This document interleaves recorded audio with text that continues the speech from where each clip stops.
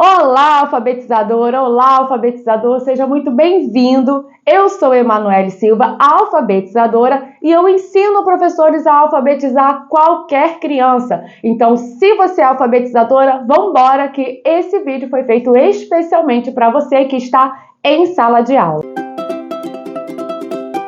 E no nosso vídeo de hoje nós vamos falar, alfabetizadora, sobre o que vai fazer o seu aluno realmente aprender a ler. Você precisa estar atento a 3 sinais que eu vou falar aqui com você nesse vídeo de hoje, sobre que vão estar aí demonstrando se o seu aluno está preparado para ler ou não. Qual seria o próximo passo que você deveria dar? Então, hoje nós vamos falar sobre os 3 sinais que realmente vão fazer você entender, perceber cada um dos seus alunos para saber se eles estão ou não preparados para aprender o processo de leitura. E o primeiro é, quando você vai ler uma história para uma criança, para que ela possa realizar aí o seu processo de alfabetização, durante a leitura de uma história, você é modelo daquela criança. Então, para a criança, a forma como você está lendo é que vai fazer ela seguir esse modelo de leitura. Então, o que ela precisa para poder te usar como modelo? Manter a concentração. Então, o primeiro ponto que você precisa perceber no seu aluno é: ele está mantendo a concentração durante a leitura que você está realizando em sala de aula com ele? É essencial que a criança esteja realmente atenta, que ela esteja percebendo, que ela esteja entendendo o que você está lendo para ela, que ela esteja percebendo o significado daquela leitura. Até a interpretação do texto vai depender da concentração e da atenção que essa criança está dando para a história que você está lendo para ela. Principalmente no início da alfabetização, quando ela ainda não sabe ler e é você que faz a leitura para ela, alfabetizadora. Então, o que você precisa ficar atenta é: a criança precisa manter a concentração na história. E como que a gente faz, então, Manu, para que essa criança tenha concentração na história? Você precisa trazer materiais de leitura que façam parte do interesse da criança. Isso é primordial. Não adianta trazer uma leitura que você, alfabetizadora, ache interessante. Você vai buscar, sim, leituras que estejam ali adequadas ao nível da criança, não vai trazer uma leitura muito rebuscada, com um vocabulário que foge do entendimento da criança. Você deve trazer, sim, textos que estejam ali mais adequados ao nível da criança, porém, precisa ser interessante para ela, e isso é fundamental. Esse é o ponto-chave. Para você ter a atenção e o interesse da criança, você precisa trazer textos, precisa trazer histórias que tenham interesse da criança. Não adianta trazer o que é do seu interesse. Se você quer realmente trabalhar algum tema para que vai ser útil para a criança, que é um tema que seja agradável para ela, você vai ter que associar esse tema a algum tema de interesse da criança. Somente assim ele vai ter a concentração que ele precisa para que ele um dia consiga também fazer a sua própria leitura.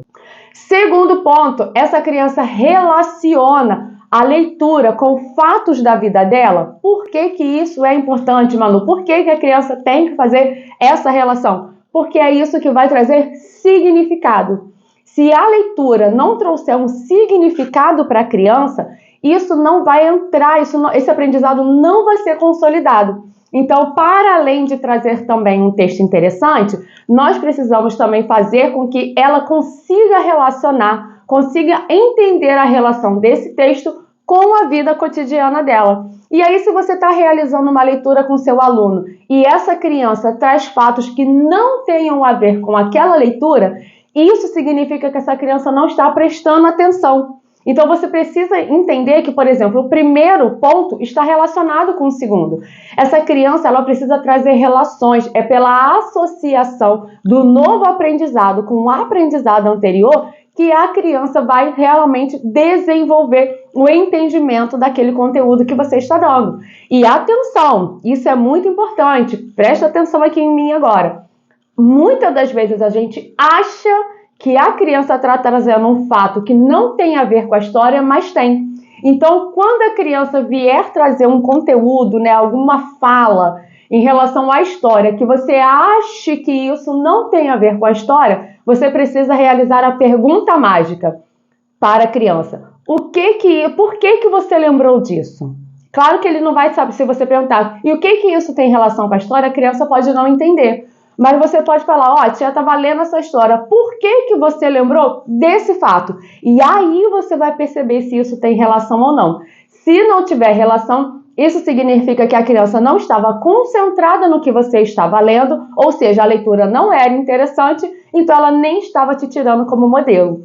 Então, além da concentração, a criança precisa fazer a relação do que você está lendo com fatos da vida dela, porque aí sim é que acontece o aprendizado. Terceiro ponto importantíssimo, precisamos variar os gêneros textuais. A criança só consegue consolidar a sua leitura quando ela tem contato com diversos tipos de gêneros textuais. Se a criança tiver contato somente, por exemplo, com historinhas de livro, sempre historinha com início, meio e fim, ela não tiver contato com outros tipos de gêneros textuais, isso vai dificultar demais o processo de leitura dessa criança. Ela precisa estar ali em contato com diversos tipos de gêneros textuais. Leitura de livros? Sim, mas também receitas, poemas, cantigas, músicas, trava-línguas. Então, diversos tipos de gêneros textuais é que vão fazer com que a criança aumente a sua percepção leitora. E aí sim ela vai entender que essa leitura não é usada só em historinha na escola, é usada também para ler a bula de um remédio, é usada também para ler um encarte de jornal, é usada também para ela ler uma notícia na internet. E é por isso que é importante a gente ter essa variação dos gêneros textuais, porque é isso que vai trazer significado para o aprendizado da leitura para a criança. A aprendizagem, para ela ser consolidada, ela precisa ser significativa. Então, não adianta você trazer o que é do seu interesse, se isso não for interessante para a criança. Não adianta você trazer algo que ela não consiga relacionar com fatos da vida dela. E também não adianta você trabalhar sempre o mesmo gênero textual. Porque se ela não tiver livros em casa, por exemplo, se a família não for uma família que tenha o hábito da leitura, essa criança não vai ver significado nesse aprendizado, no aprendizado da leitura, porque ela não tem contato com livros fora da escola. Agora, ela tem contato com o encarte, ela tem contato com a internet, ela tem contato com a Bíblia, por exemplo, muito bom de usar também esse gênero textual que é a Bíblia, porque as crianças, independente da religião, é um país cristão, o Brasil, então a criança tem muito contato com a Bíblia, então ela precisa enxergar esse significado nos seus atos do dia a dia, porque a leitura, ela é letramento. Então, se você quer fazer o seu aluno ler, aprender a ler e ser uma criança realmente letrada e não só uma criança que faz a relação fonema-grafema, não só uma criança que sabe fazer essa transcrição do código, mas que ela realmente entenda a leitura, você precisa tornar essa leitura também significativa com a realidade da vida dela, tá bom? Então, não esqueçam que tudo tem um porquê. Tudo precisa realmente ser muito bem, ficar muito bem claro na cabeça da criança para que ela realmente possa consolidar e entender aí todo esse aprendizado que ela está realizando na escola. A escola precisa ser significativa. Inclusive, dica extra, a escrita só tem significado se a criança tiver práticas de letramento. Por quê? As práticas de letramento é que dão significado à alfabetização. Então, quer tornar o seu aluno leitor e isso vai facilitar a sua vida também em sala de aula. Esteja atento a esses 3 pontos que eu falei com vocês aqui no vídeo e perceba a evolução do seu aluno, que vai ser gigante. As crianças que mostrarem para vocês esses 3 sinais aí que eu falei com vocês, elas vão avançar e vão se tornar leitores realmente pensantes, crianças realmente que vão estar ali alfabetizadas e letradas. Agora, se o seu aluno não tem nenhum desses 3 sinais, atenção, que você precisa desenvolver essas práticas, tá bom?